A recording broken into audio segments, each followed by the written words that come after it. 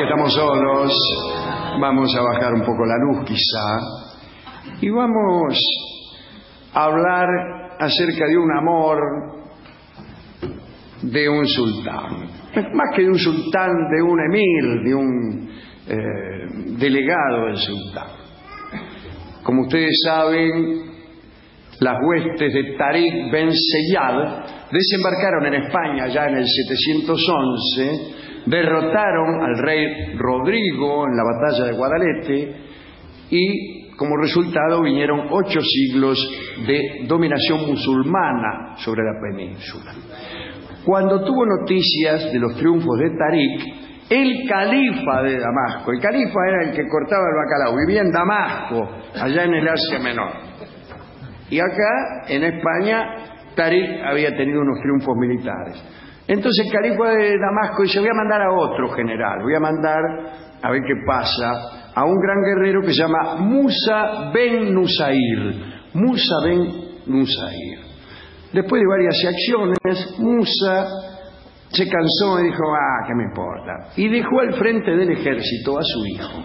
Su hijo era Abd al-Aziz, que de él hablaremos. Abd al-Aziz, que se hizo famoso porque después de reconquistar a la sublevada Sevilla, la convirtió en la primera capital de Al-Andalus, de Andalucía.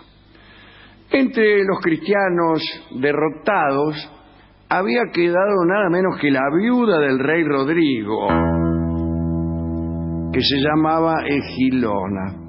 Los cronistas árabes la llaman Ailuna. Esos mismos cronistas dicen que era muy, pero muy hermosa. Abd al-Aziz se fijó en ella. Dice la crónica que Egilona estuvo interesada en el invasor y al poco de verse compartieron el lecho y después se casaron.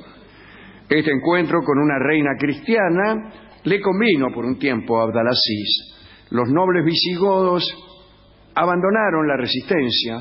Algunos de ellos, visigodos eran cristianos, no los que estaban antes ahí. Algunos de ellos incluso se convirtieron al Islam para no tener que garpar impuestos por las propiedades que habían logrado conservar y para mantener su estatus e influencia con los conquistadores. Por eso el impuesto tiene un valor político. El impuesto no es que agarremos la guita solamente, sino que vos para inducir a la población a determinadas conductas, fijás impuestos por la conducta que vos no querés que sigan.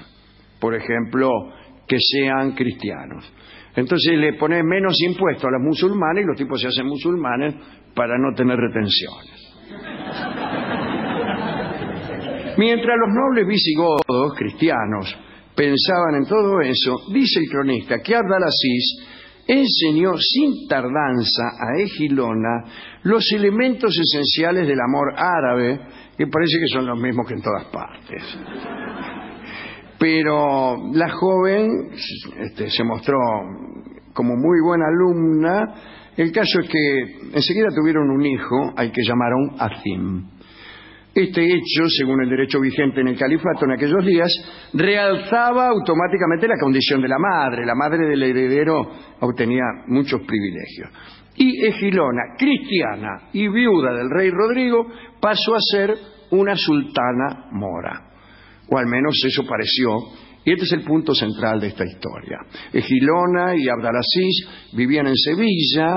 El tipo estaba muy enamorado, le compraba muchas joyas, lindos collares, y Egilona empezó a influir en las políticas del marido. Dice, ¿qué te parece si invadís a estos tipos que ya me tienen cansada? Etcétera, etcétera. Y Abd al-Aziz propició todo tipo de beneficios para los cristianos. ¿Por qué? Pues la tipa era cristiana. Fue muy tolerante. Les permitió sus jueces, sus obispos, sus sacerdotes, sus ritos, sus templos. Y entonces Egilona estaba muy contento. Y también empezó a llenarle el marote al marido, diciéndole que se hiciera rey. El califa estaba en Damasco. Él era simplemente un delegado del califa. Y dice, che, hacete rey, ponemos acá el reino de España o de Sevilla, qué sé yo. Total, dice, ¿qué me importa? Bueno. El caso es que a Abdalaziz le vinieron ganas de independizarse. Y había otra cosa que también era inquietante. Egilona no había renunciado en absoluto al cristianismo y operaba con esas ideas sobre su esposo. Por algún tiempo, esto siguió así, hasta que el califa en Damasco medio que se enteró. Además ya venía mal el califa en Damasco porque, ¿se acuerdan del papá de Abdalaziz, Musa? Que estaba allá y parece que se enemistó con el califa y el califa le cortó la cabeza. Musa no dijo nada. El caso es que empezó a correr el rumor de que el califa estaba enojado porque decía que en Sevilla se gastaba mucho dinero, que había una corte suntuosa y derrochadora, que había orgías. Y Abdalaziz no había más remedio que enfrentarse con el califa. La lejanía de la capital en Damasco lo favorecía un poco, hasta que llegaba el califa ya ni siquiera era visible. Bueno, Egilona aprovechó esta situación e insistió con sus deseos. Le pidió que se proclamara rey de Andalucía. Abdalaziz se negaba. Egilona le dijo que un rey sin corona es un rey sin reino. Y Abdalaziz no resistió más y dejó que avanzara esa idea, y un día Abdalaziz se puso una corona y tronó el escarmiento. En Sevilla vivía un tal Ziyad ben Anaubiga, que era un oficial de confianza del califa, y este le alcahueteaba todo lo que ocurría al califa de Damasco. El califa, que se llamaba Sulaimán, como casi todos, comprendió definitivamente que aquella pareja, me refiero a Abdalaziz y su mujer, podían resultar peligrosas, y preparó un plan para matarlo. Abdalaziz era muy confiado en sus amigos, amores y parientes, así que no le resultó difícil asesinarlo. El ataque a Abdalaziz lo realizaron 5 oficiales a quienes el califa había confiado aquel terrible encargo.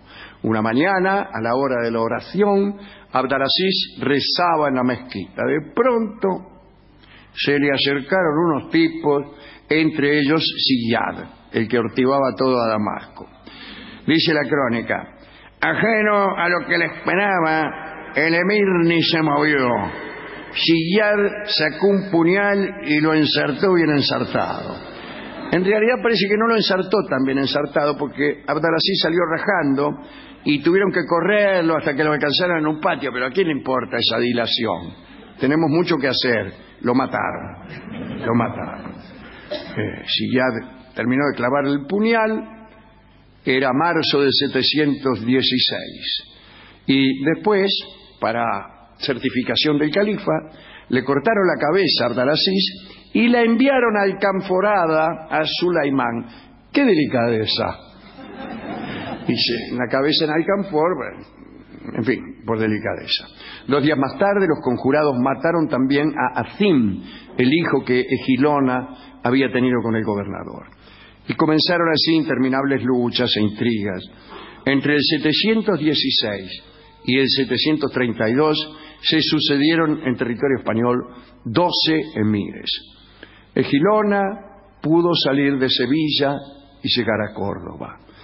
Un rico mozárabe llamado Sisberto quiso casarse con ella, pero Egilona lo rechazó y se retiró a vivir en soledad. Una crónica un poco mítica dice que le dijo a Sisberto que prefería morir siendo la viuda de 2 reyes antes que seguir viviendo convertida en la esposa de un hacendado. Egilona había nacido en Toledo y allí murió, olvidada, en el año 718. Dicen que sus últimos días, cuando alguien le preguntaba si se acordaba de Abdalaziz, ella respondía suspirando: ¡ay, amor de mi vida!